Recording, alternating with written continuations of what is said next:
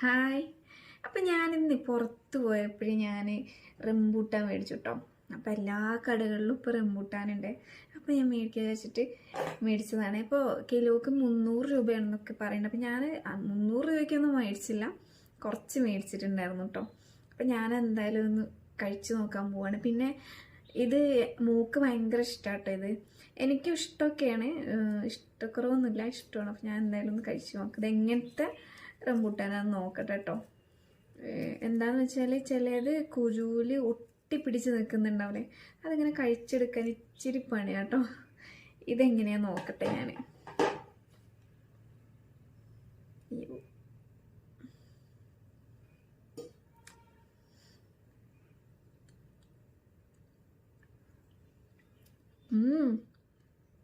നല്ല മധുരമുണ്ട് കേട്ടോ, നല്ല മധുരമുണ്ട്. അല്ല, അത് കുരുമെന്ന് കിട്ടുന്ന സൈസാട്ടോ, ഒട്ടിപ്പിടിച്ച് നിൽക്കുന്നതല്ല.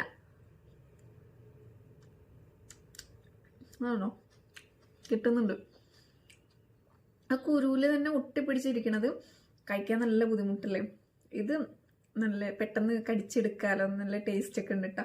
അപ്പോൾ ഇതിൻ്റെ എന്താ പറയുക, ഫാന് എൻ്റെ മോളാ, ഭയങ്കര ഇഷ്ടമാണ്. അപ്പോൾ അവൾക്ക് വേണ്ടിയിട്ടാണ് ഞാൻ മേടിച്ചത് തന്നെ കേട്ടോ. അപ്പം റംബൂട്ടാൻ ഇഷ്ടമുള്ളവർ ഒന്ന് കമൻറ്റ് ചെയ്യട്ടോ.